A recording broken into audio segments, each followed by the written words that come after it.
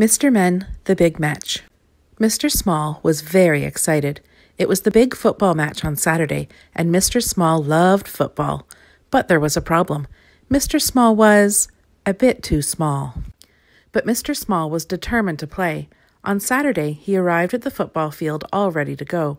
He really hoped he'd be picked for the team. The big match was Happyland against the Bossy Boots. Mr. Happy was the captain of Happyland, and his team was all organized. Little Miss Bossy was, of course, the captain of the Bossy Boots. She began picking the team, but some were not very suitable. For instance, she did not pick Mr. Strong because he was much too strong. He burst the ball every time he kicked it. And she did not pick Little Miss Splendid because she was wearing quite the wrong sort of shoes, and she refused to wear football boots. And Mr. Mischief, well, he kept moving the goalposts. But eventually, Little Miss Bossy did choose her team. Finally, there was only one place left, and the choice was between Mr. Jelly and Mr. Small. She picked Mr. Jelly. Poor Mr. Small. He was very disappointed. The two teams took their positions on the pitch, and Mr. Noisy, the referee, blew his whistle. A terrifically loud whistle. So loud that Mr. Jelly took fright and ran away. "Bother," said Little Miss Bossy.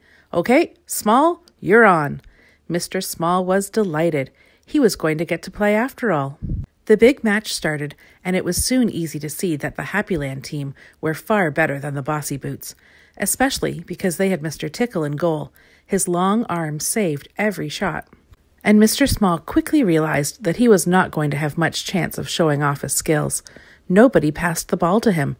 Poor Mr. Small. Just before halftime, Mr. Happy scored the first goal for Happyland. Mr. Forgetful, who was the Bossy Boots goalkeeper, had forgotten why he was there. So at halftime, Little Miss Bossy put Little Miss Somersault in goal. What a difference! She was brilliant! So brilliant, she even scored a goal at the other end as well. With only 5 minutes to play, the score was 1-1, and Mr. Small had not touched the ball, even once. And then a long ball kicked forward by Little Miss Helpful landed just in front of Mr. Tickle. He reached out one long arm, but as he tried to pick up the ball, it suddenly moved to the left. That's odd, he thought. He tried to pick it up again, and the ball rolled to the right. The ball zigzagged forwards, and then it darted left and slid right. Each time Mr. Tickle reached for it, the ball was too quick. Before Mr. Tickle knew what was going on, the ball had rolled right over the goal line, and Mr. Noisy blew the final whistle. "I don't understand," said a very confused Mr. Tickle.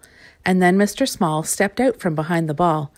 Mr. Small had scored the winning goal.